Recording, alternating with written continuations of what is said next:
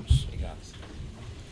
Então, nessa... Excelência, eu também vou aproveitar a carona e também vou pedir a extensão a ele da restrição da imagem. Tá bom, na linha do que eu acabei fazendo esse processo aqui, me lembro de não mais fazê-lo, Rosane. Já que eu abri a sessão, mas eu vou abrir essa sessão também. Vou captar apenas o áudio. Obrigado. Então, nessa ação penal 501-3405-59, depoimento do senhor João Cerqueira de Santana Filho. Senhor João Santana, o senhor foi acusado de um crime pelo Ministério Público Federal. Nessa condição, pela nossa lei, o senhor tem o direito de permanecer em silêncio. Se o senhor fizer uso desse direito, pela nossa lei, isso não lhe traz nenhum prejuízo. Mas também a oportunidade que o senhor tem de falar nesse processo. Tudo que o senhor falar vai ser considerado para o julgamento. O senhor prefere falar ou o senhor prefere ficar em silêncio? Prefiro falar, Excelência. Senhor Santana, houve aqui eu tive de algumas testemunhas que falaram dos seus talentos, como na área de publicidade, marketing político. Como é a expressão que utilizam? É marketing político Marketing mesmo? político ou marketing eleitoral? Certo. O juízo, como eu até coloquei na ocasião, acho que o senhor estava presente, não tem nenhuma dúvida dos seus talentos. Obrigado. Nessa área. A questão aqui envolve outros problemas. O senhor é sócio com a senhora Mônica Moura dessa empresa Polis Propaganda, é isso? Sim. Desde quando que o senhor trabalha junto com a senhora Mônica? Mônica, eu acho que tem exatamente uns 17, 18 anos. Coincide quase com o nosso casamento. O senhor também é casado com ela, então? Sou, de união estável. Perfeito. E o senhor utiliza essa empresa, Polis Propaganda, para prestar esses serviços publicitários? Exclusivamente serviços publicitários e exclusivamente na área eleitoral e de marketing político. A denúncia aqui diz respeito a valores que teriam sido pagos ao senhor, supostamente por serviços eleitorais ao Partido dos Trabalhadores, motivo pelo qual eu pergunto ao senhor, desde quando que o senhor passou a prestar serviços para o Partido dos Trabalhadores em campanhas eleitorais? Desde a campanha da reeleição do presidente Lula, como empresário individual. Na verdade, um pouco antes disso, eu era sócio do Duda Mendonça, participei da pré-campanha, inclusive fiz o desenho estratégico da primeira campanha dele, 2002. Certo. Se tiver alguma pequena incorreção em data, é porque eu não soube, eu tenho um pequeno problema com data, mas na primeira campanha eu fiz na primeira campanha do presidente Lula, eu participei junto com o Duda. Só que um ano antes da eleição propriamente dita, eu rompi minha sociedade. Nós tivemos uma divergência e eu não participei, mas eu fiz o traçado estratégico da campanha. E a campanha de reeleição, o senhor? Eu fiz a campanha de reeleição porque eu fui chamado um pouco antes, quase um ano antes, exatamente durante a crise do mensalão. Fui chamado pelo presidente Lula para dar uma consultoria política e terminei fazendo a campanha de reeleição. Isso é 2004. 2006, né? 2005, né? 2005. E outras campanhas posteriores do Partido dos Trabalhadores, o senhor também fiz outras campanhas. Depois eu fiz a campanha de prefeita da Marta Suplicy, na sequência, fiz a primeira e segunda campanha da presidenta Dilma, fiz a campanha do prefeito Fernando Haddad, antes eu tinha feito a campanha, mas na época do prefeito Antônio Palocci, fiz para o PT ainda. Mas então, essas principais são essas.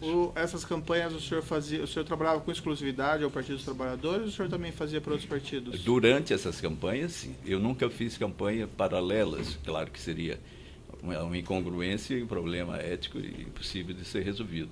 Mas durante a minha carreira eu trabalhei para diversos partidos. Fiz campanha para o PMDB, fiz campanha para o PP, fiz campanha para o PDT, fiz campanha até para o candidato do PFL. Essas campanhas eram feitas para o senhor a título de negócios, não a título de filiação partidária? Claro que unicamente como uma questão profissional. Isso porque nós somos uma empresa especializada de marketing político nos moldes internacionais. Então não havia filiação partidária, eu não sou filiado ao partido, era contratado pelo partido mas não tinha nenhum compromisso de natureza política ou ideológica. Essa Polis Propaganda era o senhor e a senhora Mônica só ou tinha outros sócios? Somente nós dois, nós somos sócios.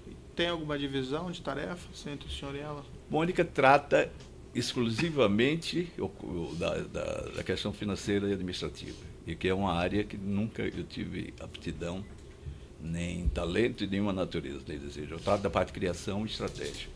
Agora, a parte de administração dela, além envolvia também as contratação de equipes, etc. A parte financeira, entre outras atribuições, envolvia negociação de contratos. A questão do preço, né, de uma campanha, por exemplo, uma campanha do ano X para pessoa X. A questão do preço dos seus serviços, quem que fazia essa negociação, o senhor ou a senhora Mônica? Não, Mônica, mas eu posso até acho que é melhor dar um detalhe maior. Como era o processo? Normalmente era convidado, eu nunca, graças a Deus, nunca precisei prospectar campanhas, e fazia um estudo, um diagnóstico preliminar. Com esse estudo, eu discutia com o Mônica, eu dizia, olha, eu preciso dessa campanha. Nós tínhamos um modelo ABC, o que fosse desse tipo de profissional, esse tipo de equipamento, etc. Tal. Ela estudava, dava um preço e negociava com o cliente. Tá, mas o senhor participava dessa negociação e desse acertamento do preço? Não, com o cliente diretamente não. Primeiro, eu nunca gostei. Você não vai encontrar nenhum cliente meu eu tinha negociado preço com ele. E os valores que o senhor indicava à senhora Mônica eram os valores normalmente contratados? Não chegava uma indicação de valor. A indicação do valor era dela. Eu dizia o que eu precisava. Eu preciso disso, preciso desse perfil. E muitas vezes, inclusive, ela sempre... O senhor não dimensionava também o seu preço? O preço do não, seu serviço? O preço já estava embutido no próprio modelo da empresa, como ela trabalhava. Eu não tinha um preço separado. Claro que como empresário eu tinha um resultado. Então a gente já tinha um padrão. Qual que era esse padrão? O senhor pode me esclarecer melhor? Em números é difícil, mas eu acho que são os números que estão mais ou menos estabelecidos, que ela deve ter falado melhor. Eu acho que ela pode ter dito isso com mais segurança do que eu. Mas eu posso dizer que a última campanha da presidenta Dilma teve um custo final de 70 milhões de reais, que é um preço que não é para mim. Sim, que é outra coisa que eu sempre fui vítima de usar esse termo da instituição, campanha, João Santana ganha 70 milhões. A minha empresa. Mas como nós somos um tipo de empresa que parece um pouco um escritório de advogado, porque tem uma grande equipe, mas sempre parece que o advogado está, mas quando tem uma equipe nova, como no nosso caso nós temos uma equipe, então a empresa tinha seus padrões de preço, ligado ao mercado internacional.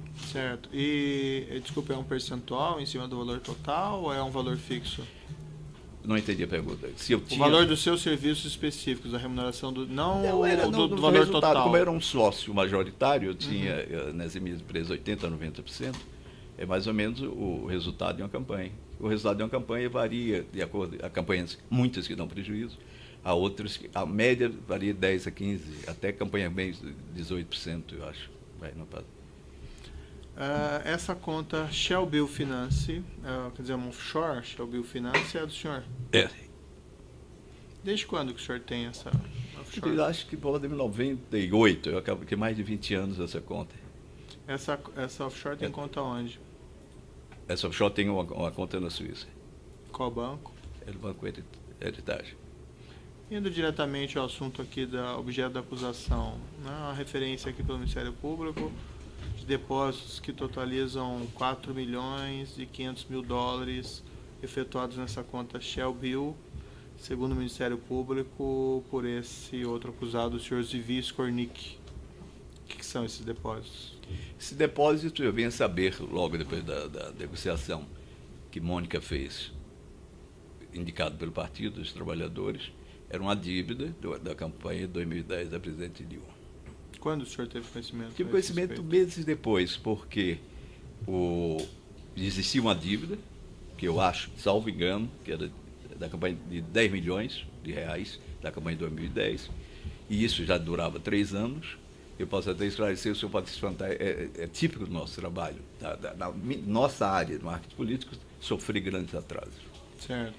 E o partido, para encontrar uma forma que ele precisava para fazer já a outra campanha, nós não poderíamos fazer a outra campanha, se não recebesse essa dívida. E o partido sugeriu procurar o senhor Zivi, que eu não conheci, vinha conhecer aqui já e foi informado 3 meses depois, eu acho, um meio de passagem de uma forma muito genérica. 3 meses depois da negociação? Depois da negociação do encaminhamento, porque pelo que eu recordo, e pelo que eu sei, foi feita uma negociação, mas isso foi escalonado, foi feito vários pagamentos em período de 1 ano. E o senhor ficou sabendo isso como? Mônica contou para mim, de que, olha, primeiro uma parte da dívida foi resolvida e foi encaminhado para uma empresa. Ela tinha um conhecimento muito superficial, sabia que era uma empresa estrangeira. Ela chegou a comentar comigo, ironicamente, que era um coreano, pensei que era uma pessoa de mas eu não. Mas é exatamente isso. Quem passou esse assunto para o senhor foi só a senhora Mônica ou o senhor tratou desse assunto somente com as pessoas? Mônica. Somente Mônica. Comentou comigo sobre isso. O senhor tratou que era isso... até praxe, doutor, porque toda essa negociação, ela recebia muitas vezes, eu não acompanhava o dia a dia. Eu estava imerso, como sempre tive, na criação da estratégia. Por que receber dessa forma, nessa conta no exterior? Isso é uma prática, que é uma prática, para mim, nefasta, equivocada, que sempre lutei contra ela na medida das minhas forças, de Caixa 2, que é uma prática generalizada nas campanhas.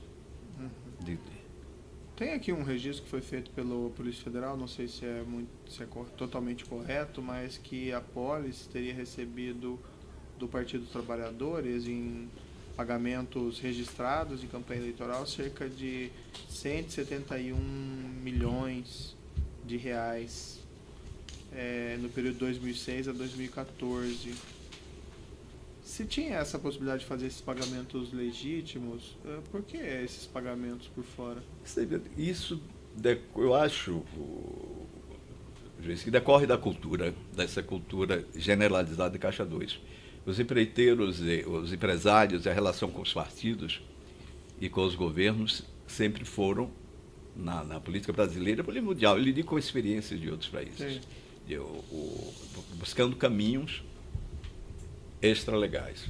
Por quê? Porque os preços são altos, eles não querem, de alguma maneira, estabelecer uma relação explícita entre os doadores de campanha e se recorre a esse tipo de prática Caixa 2.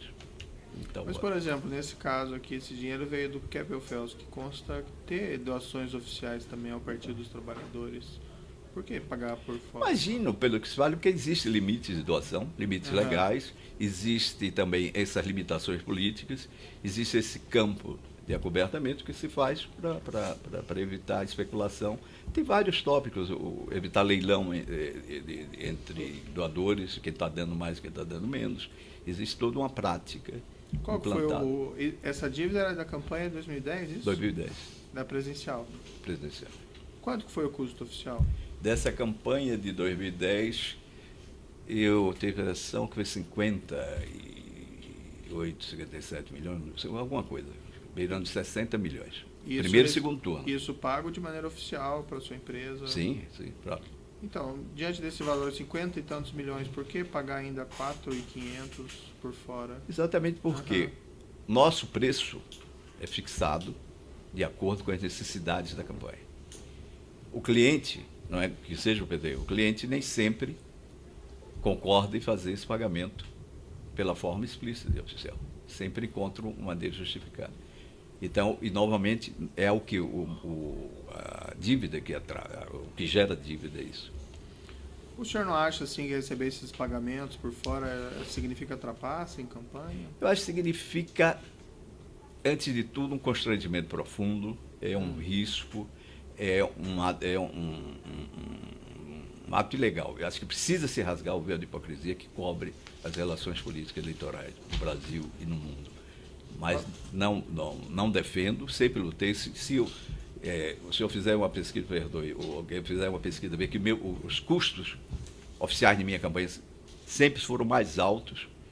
Por quê? Porque eu exigia mais isso, o que se pagava antes, o que se paga depois, mas nunca consegui realizar em toto. Para mim seria podia dizer simplesmente não aceito receber dessa forma? Não, em tese sim, mas quando você vive dentro de um ambiente de disputa, de competição, um ambiente profissional, mesmo quando ele é evado de tipo de práticas que não são as mais recomendáveis, você termina tendo que ceder. Ou faz a campanha dessa forma ou não faz. Ou vem outro que vai fazer dentro dessa porta e termina virando vice. Eu acho lamentável, é uma coisa que eu me arrependo, inclusive sempre lutei contra, mas sempre fui vencido. Por que o senhor não falou isso quando o senhor foi ouvido no inquérito? Por várias razões. Primeiro, por questões psicológicas, digamos, questão política e questão profissional. A psicológica é o susto da própria prisão. Nós sabíamos, e porque vimos pela imprensa, etc., que estavam sendo investigados, mas eu, sinceramente, jamais imaginaria que pudesse ser preso da maneira que fui. Então, o choque. Eu estava na República Dominicana, quando fui informado, peguei um avião, vim para cá, me apresentei, estava quase 2 dias sem dormir, com várias horas. Então, esse ponto. Segundo, lhe confesso, uma questão de querer romper, do ponto de vista profissional, um contrato de confidencialidade com o partido. Terceiro, do ponto de vista político, eu achava que isso poderia prejudicar profundamente a presidenta Dilma.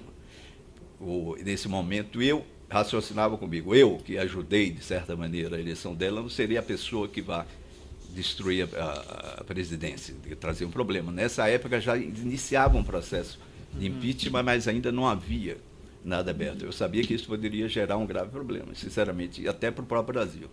Porque, então, na soma disso tudo, é uma decisão difícil, decisão equivocada, mas a primeira reação minha foi essa.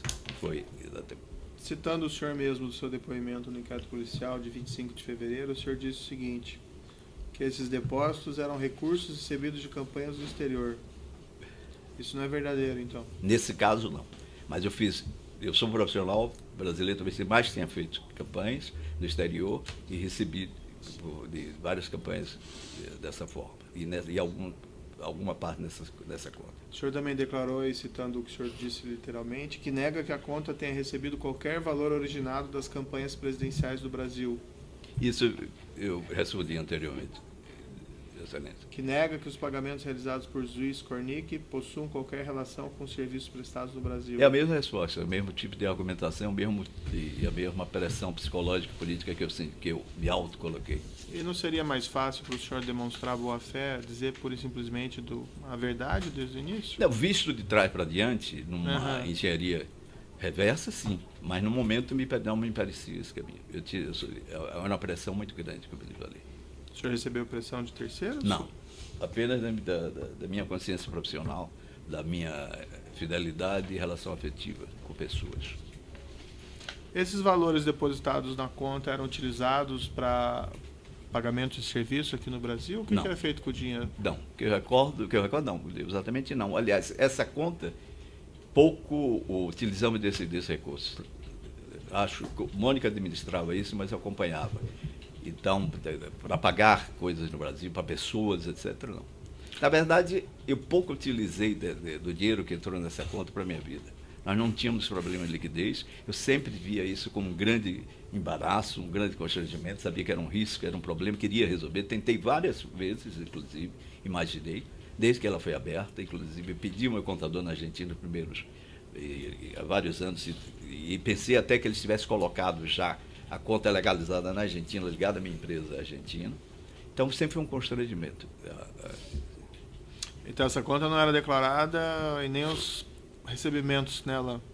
Não, recebimento não, mas como também a maioria desses recursos era de empresa estrangeira, pagando por empresa estrangeira, porque a Shelby é uma empresa estrangeira, e isso me deixava num certo ponto de espera. Tanto que eu sempre esperei que houvesse algum momento de anistia, sempre estudei forma. Só para lembrar que eu desviei na outra resposta, havia também uma dificuldade fiscal. Como eu tinha recebido de campanhas de vários países, como declarar cada país. Então, juntando tudo isso, foi ficando nessa condição que eu deploro e acho que não foi o caminho mais acertado. Ao mesmo tempo, deixa-me ser sincero e falar um pouco mais. Eu sabia que, como a minha prática exclusiva, campanhas eleitorais, tornasse público e legalizasse, isso ia gerar também problemas de natureza política, também para pessoas, e eu tinha um contrato de confidencialidade. Então, isso gerou e terminou. Cheguei a pensar, no momento que eu houvesse resolvido essa questão, ligado a outra empresa, também além da Argentina, mas não. Essa conta é desde 2002 que o senhor tinha isso? Não, não, essa conta? É. Não, 98, 99. 98, 99. Ela tem mais de 20 anos. E apesar dessas suas intenções de ilegalizá-la, isso de fato não foi feito? Não, eu tive essa razão que eu falei. Dificuldades de um ponto, comodismo de outro, e sempre essa coisa que a gente vai deixando para resolver as coisas depois. E um momento de oportunidade também de uma anistia, de uma negociação fiscal. Mas, quem movimentava a conta? Era o senhor ou era a senhora Mônica? Mônica, mas a parte mais ativa da conta. Essa conta ficou quase hibernando durante muitos anos. Tem os pagamentos lá, débitos dessa conta em favor de Surya Santana e Matil Passinelli, são seus parentes, né? Minha filha e meu genro. Na verdade, são pequenos, são pagamentos que são constantes, que era uma mesada que eu dava para minhas netas e utilizei durante certo período esse tipo de coisa. Também tem um débito de cerca de $1 milhão em 19/6/2013 em favor de Mauro Eduardo Uemura. Sim, isso refere-se a parte de um pagamento de um apartamento que eu comprei. Esse senhor, inclusive, foi que me pediu que fizesse pagamento exterior, porque ele é expatriado, era melhor fazer esse pagamento assim. Eu relutei, inclusive, não queria fazer, mas terminei fazendo.